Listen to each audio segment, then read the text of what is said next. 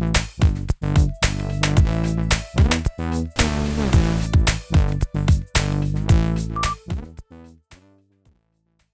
I'm Jordan Roth, and we're at Ro2 Art downtown for the Back to the Future exhibition. I'm a little casual today because we're doing appointments only for the time being, and I'd like you to make an appointment to come see the work in person. If not, all works are still available for view on Akard St. Let's take a look at this show. First, we've got a painting here by Boomin Kim called Acacia. Boomin paints with thread. And here she's also painted the background with a really stunning gradient. Texture is something that you won't see with other mediums like this. It's quite something. Coming next is T.J. Griffin's piece, the Observe, it's called. It speaks to our times right now, I think, with isolation very well. Uni Lee's painting Alpha Go is kind of not a painting. It's made with washi tape and resin, and it's quite different from her large gestural paintings that have a lot of energy and movement. This is a more meditative style. Jason Renaga's work, The Dark Side, is made from Lego and plexiglass, influenced by Star Wars. Quite cool. Irreversible Change by Terry Hayes.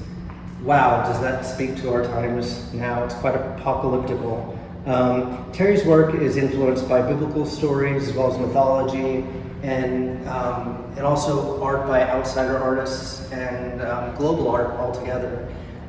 This is a piece that was highlighted in his recent Grace Museum exhibition.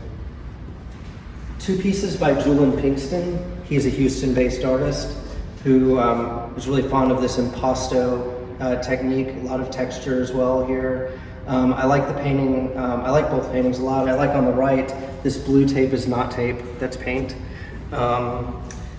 Moving on to The Coming of the Donut Narwhals by Joshua Good. And this is part of a long series of works where he takes a mythological civilization from Texas who traveled the world during the Ice Age, and he, in real time, digs up these works all over the world by invitation, and they're actually his sculptures. I think you could tell that, but quite fun and amazing craftsmanship. Here we've got two works by Kathy Robinson Hayes, and she's kind of an organic abstractionist. Very hard to pin down her style, it's amazing. The work on the left is mostly collage, kind of see like the image of a crab there. And on the right, she's using the essence of tea bags to make some of the color there, and a lot of drawing.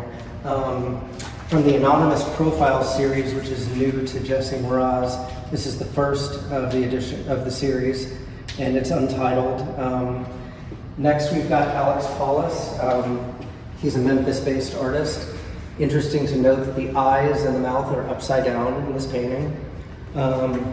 Across from Alex is Brian Jones in his Tripping Nellie. Tripping Nellie is related to the Hopeful Girls series, which you'll see in just a moment.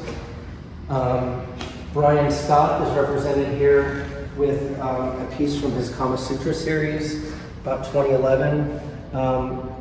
Quite erotic, quite fun. Maybe this is what some of you are doing while you're isolating, I don't know. Moving forward, we have two works by Martin Nelson. Kind of a surrealist vibe here. They're acrylic on panel with resin, beautifully done resin. Mark is not very prolific. He does just maybe a couple paintings a year, and we're always so happy to have him here. Here we've got a sculpture by David Van Ness, originated as a 3D model, and now it's covered in fiberglass with automotive hot rod paint. Wonderful piece. James Zamora from his Instagram series.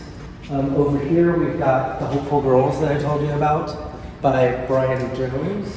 And another sculpture by Mark Hurt is Creamsicles and Fruit Loops, and it's made from wool, entirely wool, needle felted, quite nice.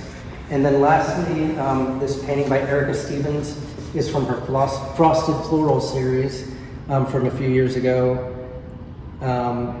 What else can you say? It's beautiful. She's got another exhibition on view for another week at our gallery in the Cedars. Well, that's about it for today. Thanks for joining us.